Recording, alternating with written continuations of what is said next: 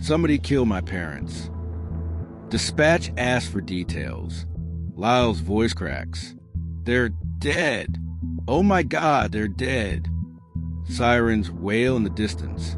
Red and blue lights flicker through the gated entrance of the Menendez estate. The Beverly Hills mansion, bathed in moonlight, stands eerily still, except for the chaotic movement inside. Police officers rush through the grand front doors. The smell of gunpowder lingers in the air. The crime scene they are about to witness will be one of the most shocking in Beverly Hills history. Inside the elegant den, José and Kitty Menendez lie slumped, their bodies almost unrecognizable. Blood pools around them, soaking into the luxurious Persian rug. José Menendez, the powerful Hollywood executive, is slumped on the couch. His chest and arms are shredded by gunfire. He has been shot point-blank in the back of the head, his skull shattered. The force of the shotgun blast left his face almost completely obliterated. Kitty Menendez is sprawled on the floor nearby. Unlike her husband, she had tried to escape. The killers had chased her down. Gunshot wounds tear through her arms, chest, and face. Blood is splattered across the furniture, the walls. The sheer brutality is staggering. Whoever did this wanted them not just dead, but completely destroyed. Lyle and Erik Menendez stand outside, sobbing uncontrollably. The moment officers arrive, they crumble into each other's arms, wailing. Lyle, the older brother, clutches his hair, rocking back and forth. Why? Why would someone do this? Erik, the younger, trembles beside him, his face buried in his hands. The officers try to console them, but the brothers are inconsolable. The grief seems real, the terror genuine, but something feels off. Detectives make a note. The brutality of the crime doesn't match the supposed innocence of the victims. Who would slaughter a wealthy couple in cold blood? The Menendez mansion is a fortress of wealth, a place where people live in luxury, not fear. Yet tonight, that illusion has been shattered. Detectives consider the most obvious explanation a robbery gone wrong. But as they scan the scene, something doesn't add up. Nothing is stolen. Jewelry, designer watches, cash, all untouched.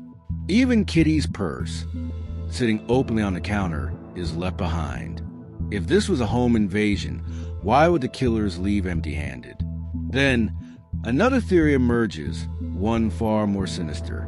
José Menendez was not just a rich man. He was a powerful, ruthless Hollywood executive. In his world, enemies were made easily. Could this have been a contract killing?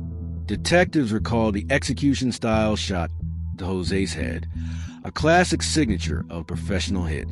Maybe José's past had caught up with him. Maybe someone wanted him silenced. But then there's Kitty. Her death wasn't quick. It was prolonged, messy. She was chased, shot repeatedly, left in agony. That's not how professional killers operate. This wasn't a clean hit. This was personal.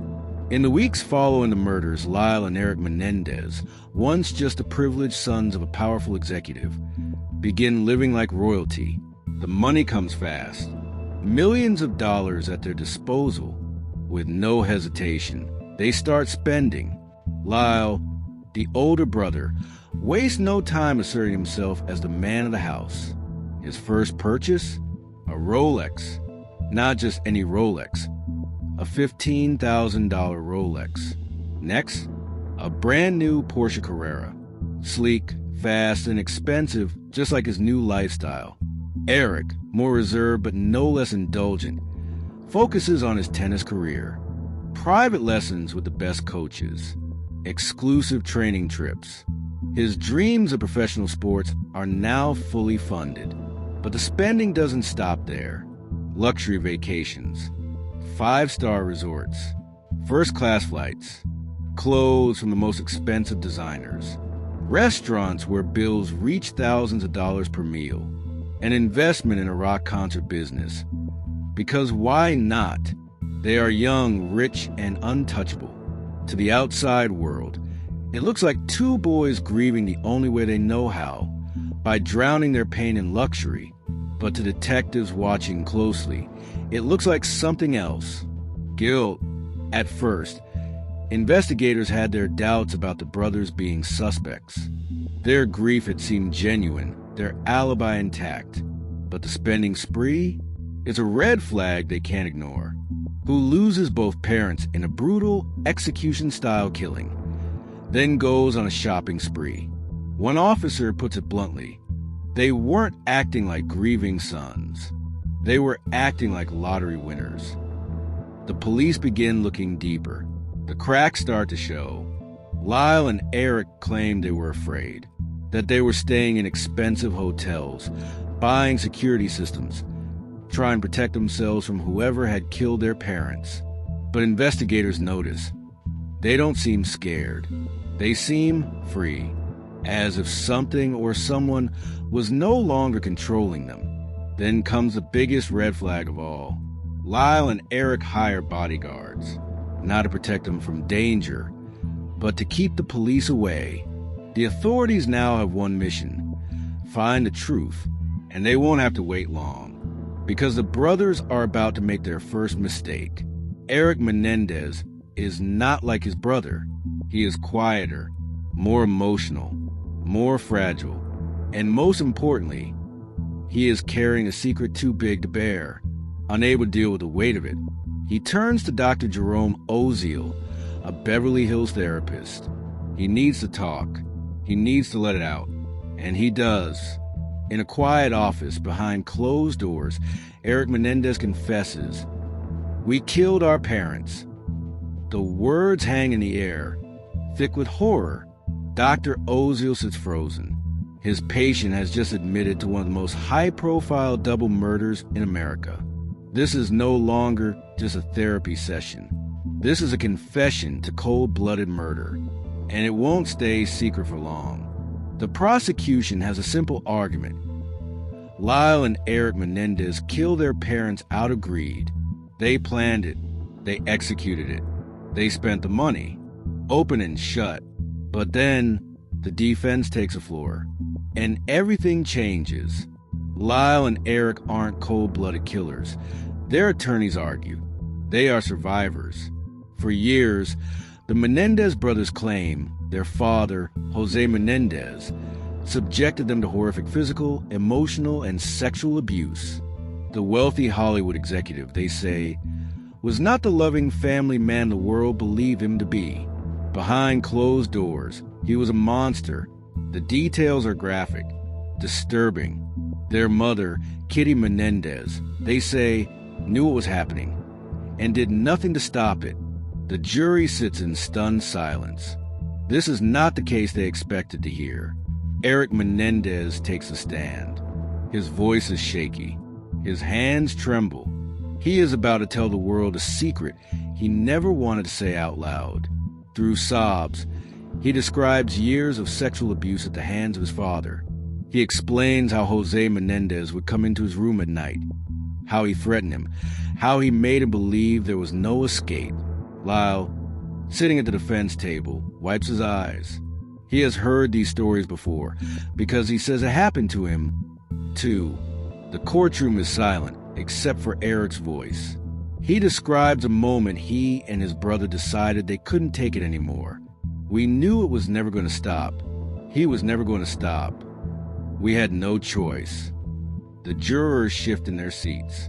Some glance at each other. This is not just a murder case anymore. This is a story of survival. Outside the courthouse, the case is dominating headlines. Day after day, the Menendez trial is broadcast on national television. People are obsessed. Some believe the brothers.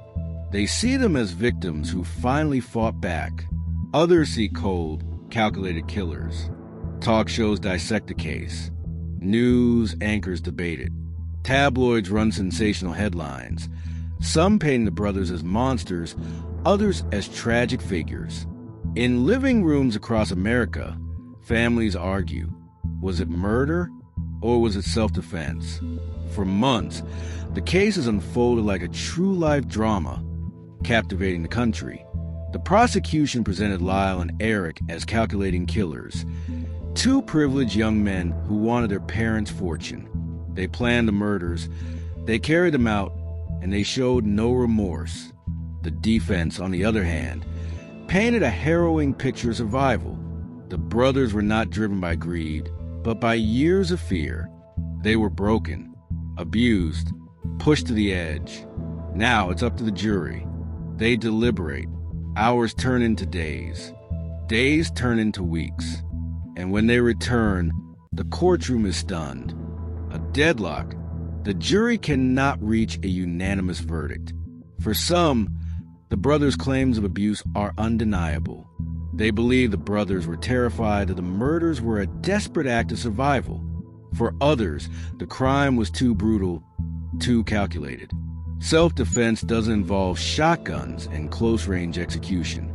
A mistrial is declared. The Menendez brothers live to see another day, but their fight is far from over. The prosecution is relentless.